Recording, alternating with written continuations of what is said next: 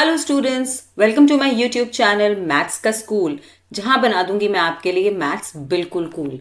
आइए आज हम करेंगे लार्ज नंबर अराउंड अस के अंदर ये क्वेश्चन मार्क्स, क्योंकि यहाँ पे ठीक से बुक के नंबर नहीं लिखे हैं तो हमें आइडेंटिफिकेशन के लिए मैं इसको रोमन न्यूमरल 1 लिख देती हूँ, जो मैंने अपने पहले वीडियो में आपको सिखा दिए हैं। ये 2 और ये सिचुएशन 3, क्योंकि यहाँ पे हम इसका फर्स्ट पार्ट और सेकंड पार्ट दोनों ही सॉल्व करने वाले हैं। तो ये हमारा पेज नंबर 11 पे दिया है। तो आइए शुरू करते हैं। क्वेश्चन कहता है रॉक्सी एंड एस्ट्यू are estimating the values of the expression. ठीक है, ये अर्थमेटिक एक्सप्रेशन है, सिंपल एक्सप्रेशन, अर्थमेटिक एक्सप्रेशन, जिसके अंदर ये 4, 6, 3, 1 to 8 के अंदर सम कर रहा है 419,682 का। ठीक है, ये सम अभी निकाल लेंगे। रॉक्सी कहती है the sum is near to 8 lakh and is more than 8 lakh, but Stu कहता है the sum is near to 9 lakh and less than 9 lakh. तो इसके अंदर हमें अप्रोक्सीमेशन करनी पड़ेगी, बट उसके लिए हमें पहले सम निकालना पड़ेगा। तो यहाँ पे मैं इसका क्वेश्चन 1 सॉल्व करना सिखा रही हूँ।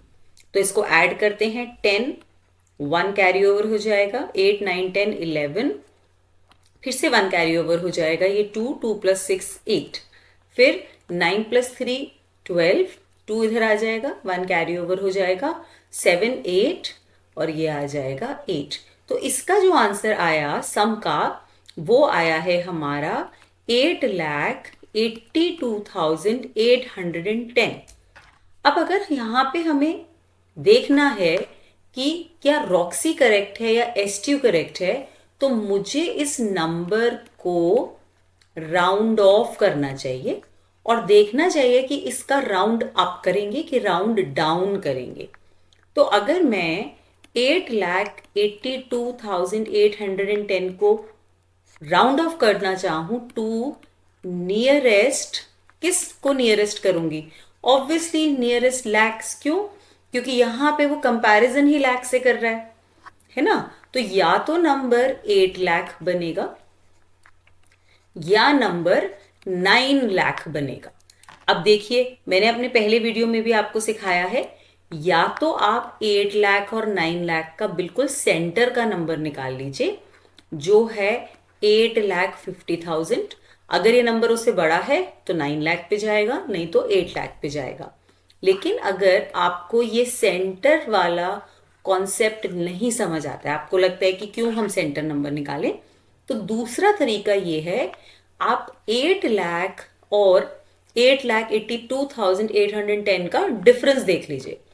तो वो आएगा 82,810, या मैं कह सकती हूँ प्लस 80,000, मतलब ग्रेटर आएगा 80,000 से। और अगर मैं 8,82,000 का डिफरेंस 9 लाख से देखूं, तो मेरा मोटा मोटा 18,000 आएगा, है ना। तो 18,000 तक आएगा।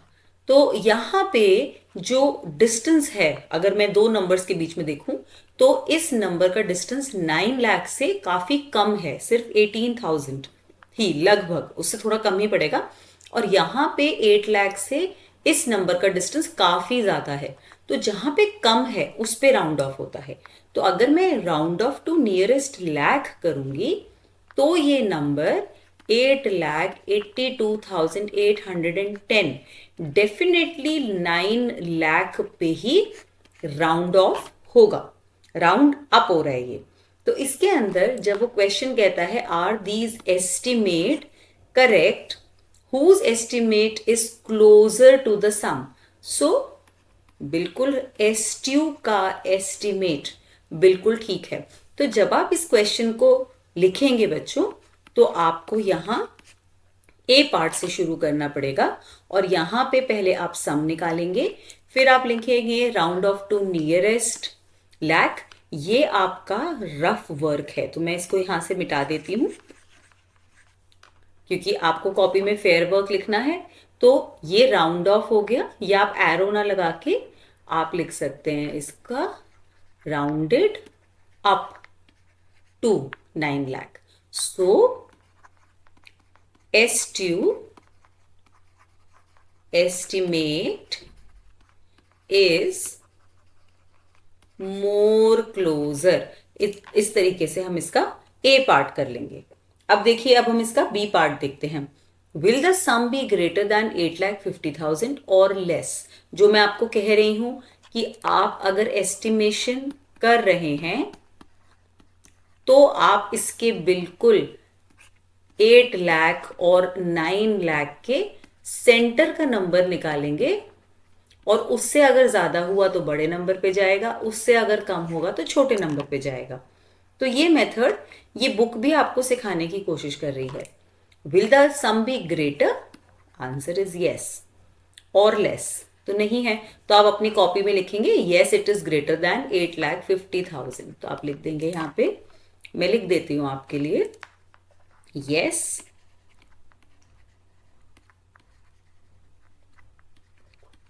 is greater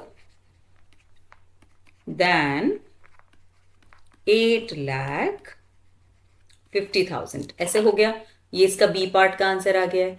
will the sum be greater than 8,83,000। अब इन्होंने एक ही रैंडम नंबर ले लिया है कि क्या ये सम इससे बड़ा है, तो आप अपना सम देखिए, यहां से कंपेयर कीजिए। आंसर इज और less than, yes it is less than, no it is not greater than but it is less than. तो आप बी पार्ट का आंसर क्या लिखेंगे? सी पार्ट का, that 8,83,128 is greater than the sum. इस तरीके से आप इसको लिख लेंगे। फिर उसके बाद वो कह रहे हैं एग्जैक्ट वैल्यू बताइए। तो एग्जैक्ट वैल्यू आप यहां पे बता सकते हैं, 8,82,810। तो ये इसकी एग्जैक्ट वैल्यू है। इस तरीके से हम क्वेश्चन नंबर 1 कर लेंगे। अब हम शुरू करते हैं क्वेश्चन नंबर 2। अब इसके अंदर रॉक्सी कहती है the difference is near to 10 lakh and less than 10 lakh, और एस्ट्यू कहता है the difference is near 9 lakh and is more than 9 lakh. तो आइए क्वेश्चन को सॉल्व करके देखते हैं। क्वेश्चन में दिया है नंबर 14,63,128 और हम सब्ट्रैक्ट कर लेते हैं 4,90,020 से। तो जब हम इसको सब्ट्रैक्ट करते हैं तो ये आ जाएगा 8,013। यहां से हमें कैरी ओवर लेना पड़ेगा, तो ये 16 हो जाएगा, और 16 माइनस 9 7, यहाँ पे 3 रह जाएगा, तो फिर हम 1 कैरी ओवर लेंगे, ये 13 हो जाएगा। तो ये हमारा नंबर आ गया 9,73,108। अब ये कहता है the difference is near 10 lakh और एस्ट्यू कह रहा है the difference is near 9 lakh. तो अब इन दोनों की बात में कौन सही है, इसके लिए हम राउंड ऑफ करेंगे, round off to nearest lakhs. ठीक है, तो ये नंबर है 9,73,108। या तो ये राउंड ऑफ होगा 9 लाख पे, या ये राउंड ऑफ होगा 10 लाख पे।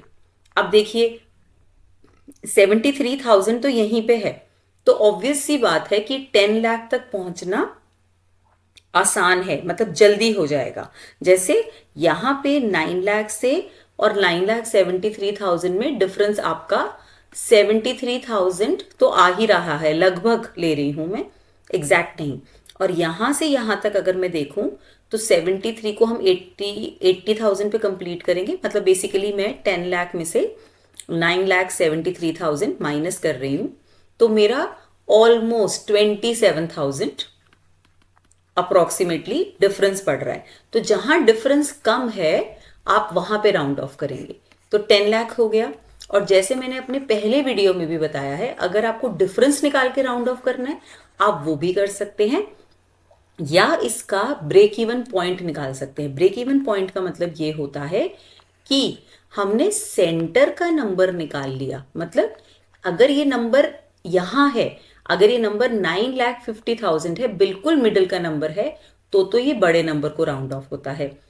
और अगर कोई भी नंबर इससे लेस है तो 9 लाख को होगा, और 9,50,000 से अगर मोर है तो 10 लाख को होगा। किसी भी तरीके से आप समझ के इसको राउंड ऑफ कर सकते हैं, जो भी आपको आसान लगता है। तो यहां पे ये जो नंबर है ये हम बोलेंगे 9,73,108 is rounded up to 10 lakh. अब इस समय रॉक्सी करेक्ट हो गई, so Roxie gives a closer estimate. ठीक है, तो उसने क्लोजर एस्टिमेट दे दिया। फिर अब ये कह रहा है will the difference B greater then 9,50,000 और लेस। अब क्योंकि अब देखिए, क्योंकि वो राउंड ऑफ हो रहा है 9 लाख 10 लाख को, तो 100% 10 लाख को वो जब ही राउंड ऑफ हो सकता है जब उसका डिफरेंस 9,50,000 से ज्यादा हो।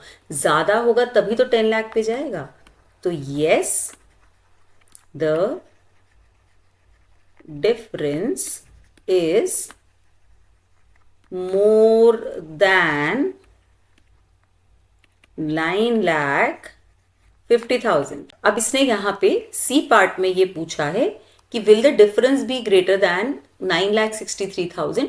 तो अगर आप पहले डिफरेंस निकाल लेते हैं तो आप ये आराम से पढ़ के कह सकते हैं कि yes, the difference is greater then 9,63,000। तो मैं यहां पे कंटिन्यूएशन में लिख देती हूं, yes, the difference is greater than 9,63,128। लेकिन अगर आप पहले एस्टिमेट करते हैं, लगभग वैल्यू निकालते हैं, तो इतना क्लोज वैल्यू निकालना आसान नहीं है। और लास्ट में वो कहता है अच्छा अब देखो एग्जैक्ट वैल्यू क्या आई है, तो वो 9,73,108 आई है। ये बेटा क्वेश्चन मैं आपको ये समझाना चाहूंगी कि इस क्वेश्चन का मतलब ये है कि अप्रोक्सीमेशन हमारे लिए क्यों इंपॉर्टेंट है। तो किसी स्कूल में ये क्वेश्चन डिफरेंस निकाल के कराया जाता है कि आप डिफरेंस निकाल लो और इसके सारे आंसर दे दो। और किसी स्कूल में यहां पे पहले ये समझाया जाता है कि अगर उन्होंने एस्टिमेट किया है तब भी क्या वो लगभग इन क्वेश्चनों का आंसर दे सकते हैं। तो मैं इसका फर्स्ट पार्ट भी थोड़ा सा समझाना चाहूंगी। जैसे अगर हम पहले एस्टिमेट करते हैं तो 4,63,000 आपका एस्टिमेट होगा 5 लाख पे, और 4,19,000 19,000 है तो कम है, तो ये 4 लाख पे होगा। तो तब भी हमारा आंसर 9 लाख आ रहा है। और हमने क्या किया था, हमने ये क्वेश्चन पूरा का पूरा सॉल्व किया था, और वहां पे जब हमारा एडिशन आ गया था तब हमने कंपेयर किया था। तो ये जरूरी नहीं है कि हम ऐड करें फिर कंपेयर करें, हम पहले कंपेयर भी कर सकते हैं, एस्टिमेट भी कर सकते हैं और तब आंसर निकाल सकते हैं। तो जैसे एस्टिमेट करने से इसका आंसर 9 लाख आया, तो मैं यहां पे कह सकती थी एस्ट्यू।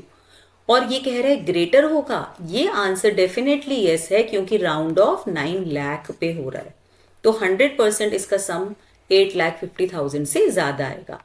लेकिन यहां पे क्योंकि ये एक एग्जैक्ट नंबर पूछ रहा है, राउंड ऑफ करने का कुछ नहीं पूछ रहा इसमें, तो हमारा आंसर आएगा कांट से। और यहां पे हम अपना एडिशन करके लिख सकते हैं। तो ये क्वेश्चन दो तरीके से होता है, जैसे भी आपके स्कूल में आपकी मैम या सर जैसा भी कराते हैं आप उस तरीके से इस क्वेश्चन को प्रेजेंट करें। तो मैंने आपको दोनों तरीके से ये क्वेश्चन करना सिखा दिया है।